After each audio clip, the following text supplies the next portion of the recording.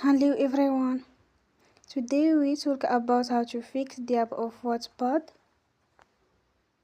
We will go to settings. Then we click on apps.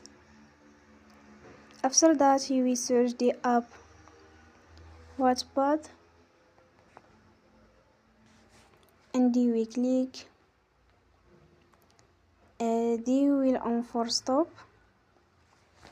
After that we will go to storage. Then we click on clear cache.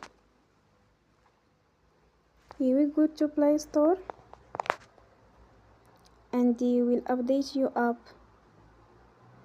Don't forget to support us by like and subscribe. See you next time and thank you for watching.